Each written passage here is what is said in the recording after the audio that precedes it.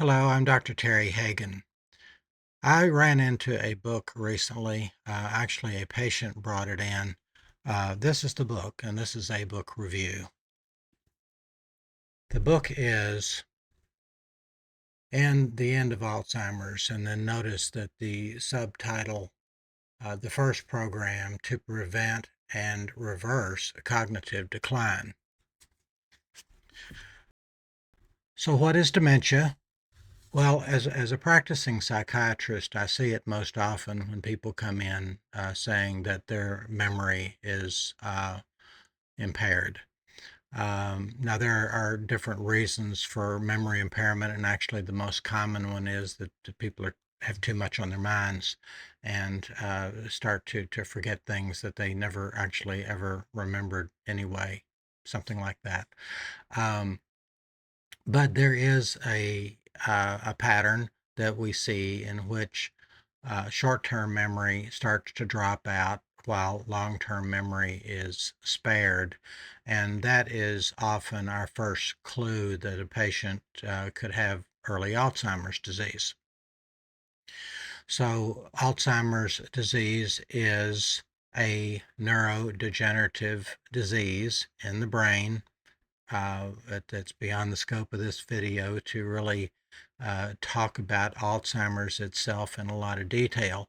But if you consider that Alzheimer's disease is perhaps part of a spectrum, and the spectrum includes other terms such as subjective cognitive impairment, mild cognitive impairment.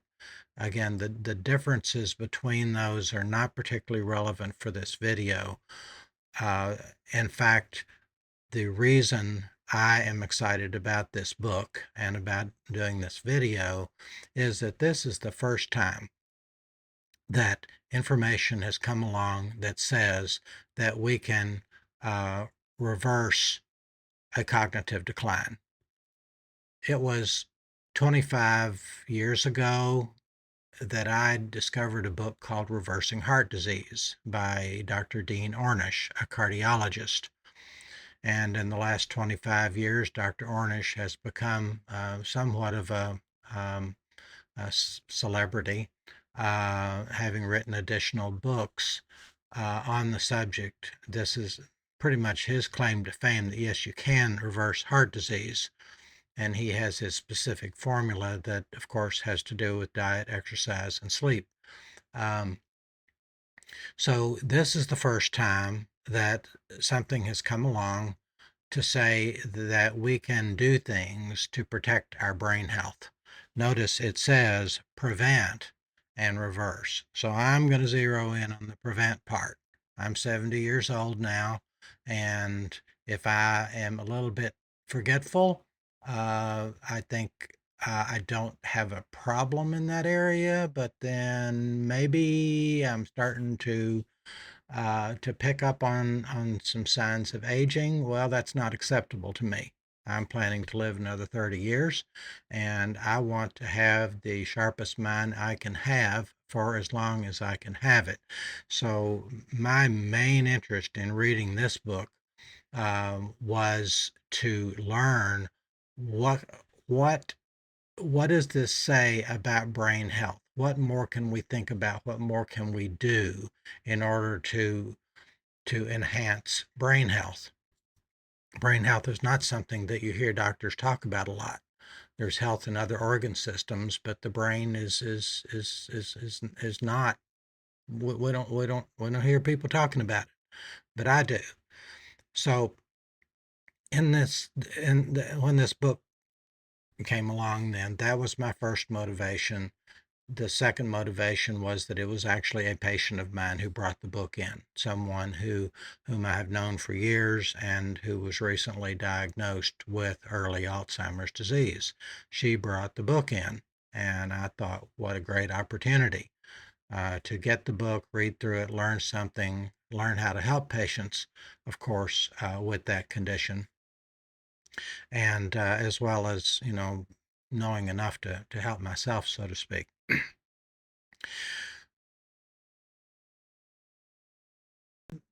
Dr. Bredesen, in this book, talks a lot early on about Alzheimer's disease and what it is. And he talks about the genetic patterns. And he also believes that the amyloid plaques, which are physical evidence of Alzheimer's disease, are actually products of, we'll call it the immune system. His wording is something like the brain is protecting itself. Well, what would the brain be protecting itself against? Well, the first and foremost problem seems to be glucose. Glucose is sugar.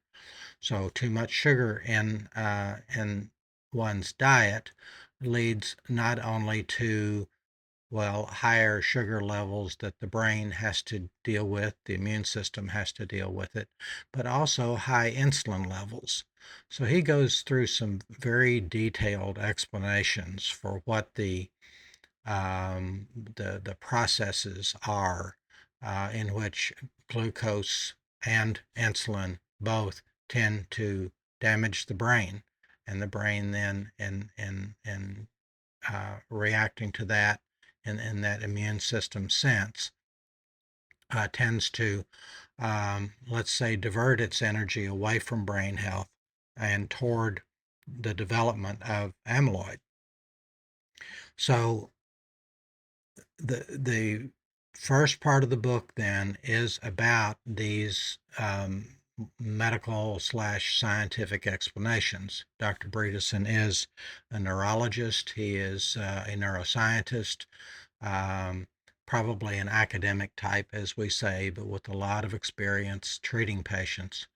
And this is his life's work. And so it would seem that over the last 20 years, he has put this system together to address this problem.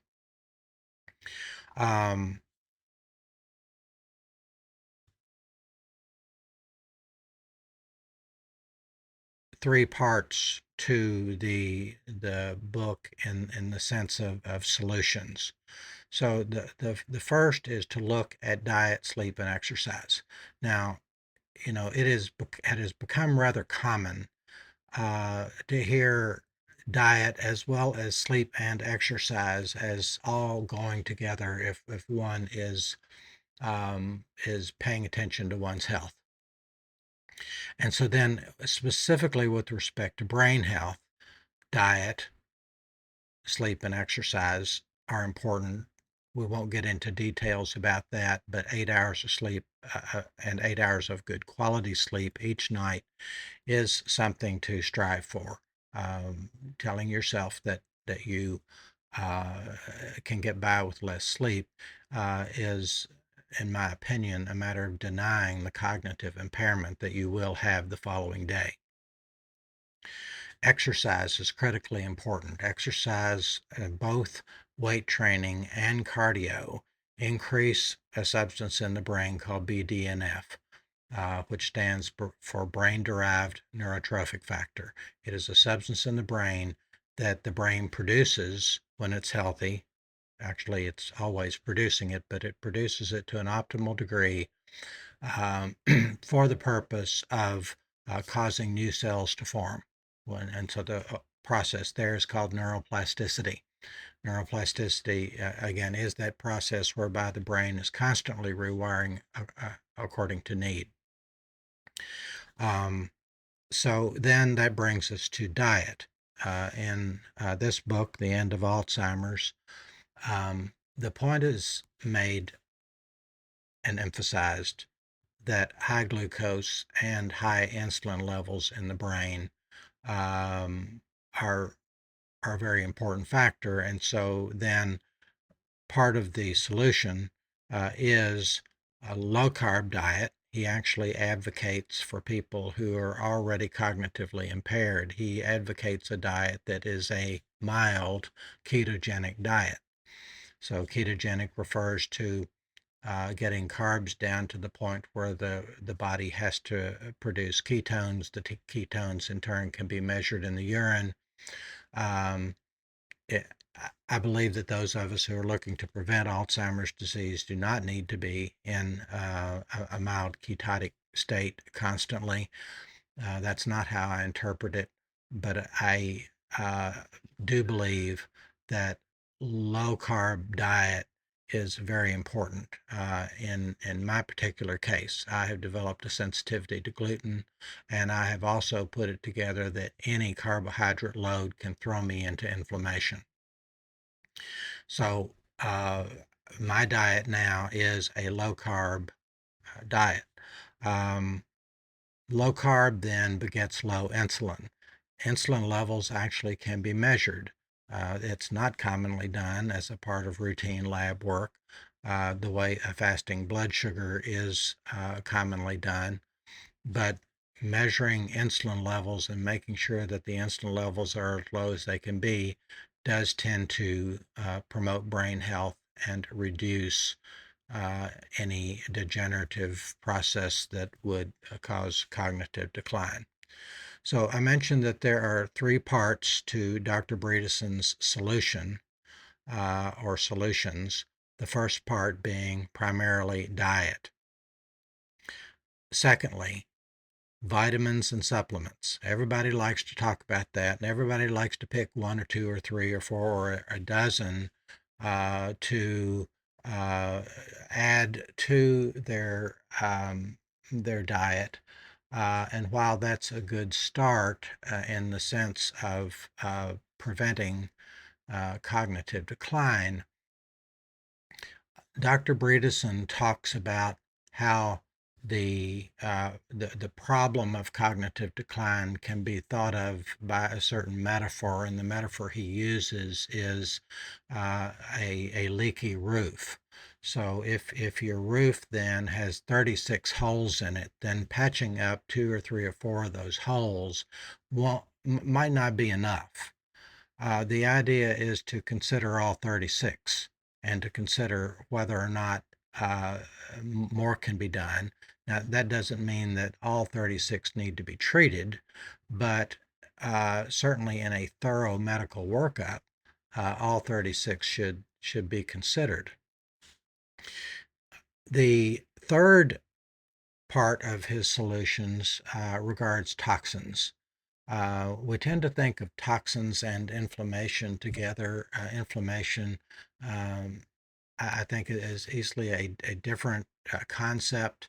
I believe that inflammation is caused by things in our diet and things in our environment, and certainly one of the sources of inflammation and one of the sources of cognitive impairment are the toxins in our environment. So mycotoxins refer to molds that can be in the house in particular. He talks about lead. Lead poisoning is not something we're going to zero in on quite readily, but heavy metal poisoning is something to consider. He talks specifically about how the larger fish, such as tuna, swordfish, and king mackerel, all because they're larger fish eating smaller fish, that they tend to accumulate mercury. So he actually advocates smaller fish, such as sardines and salmon. Um, the point being that mercury poisoning and could be one of those toxins in your diet. So once again, the three sections are diet primarily, vitamins and minerals that can be supplemented, and then identification and elimination of toxins. So he calls this system the ReCODE system, in which essentially the 36 holes in the roof are being accounted for. So I have a list of suggestions for you. The first would be to believe in brain health. That's a point of awareness. It is something to, I would challenge you to become an expert on the topic, because it's a rather fun thing to wrap your mind around, no point intended. But if you start to think, what does brain health mean, and what does it mean for me, and what can I do within reason to protect my brain from, well, Alzheimer's disease. Nobody wants that. The second suggestion then is improve diet, sleep, and exercise. We are all always improving ourselves. And so if we have a more intentional, perhaps a more systematic way of doing that, then we're going to ask ourselves, is there something in my diet that I could improve to take this effort to the next level? Likewise, let's look at exercise. Am I getting enough exercise? Is it not so much about exercise, but about activity? We're getting into a season here when gardening is a very serious activity for a lot of us, and that is healthy for the brain, though not in that same category as the gym workout, whereby you're doing the weight training and the cardio. Nevertheless, is there a way to improve my activity and exercise to improve my brain health? And then lastly, sleep. Am I taking sleep seriously enough? So my third suggestion then is get this book. I'll show it to you again so that you won't have to go back to the beginning of the video. This is The End of Alzheimer's by Dr. Dale Bredesen, MD. Professor at UCLA. Suggestion number 3, understand as much of this book as you can. There is a lot in here that's hard for me to understand, and I've been a doctor for over 45 years. I'm grateful to be able to understand what I can, but some of his explanations are very detailed. Don't let that bother you. What you want is the bigger picture. And then, suggestion number 5, go talk with your doctor. After you've digested this book, go have this discussion with your doctor, saying, I want to do as much as I can within reason to have the healthiest brain that I can have.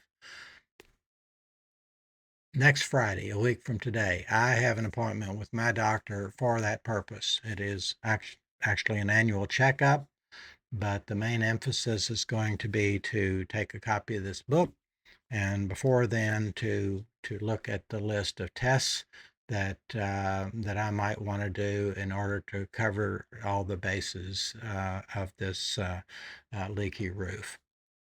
So those are my 5 suggestions for you. Hope this video helps you a lot to remember that happiness resides in the brain, and the healthier your brain is, the happier you will be.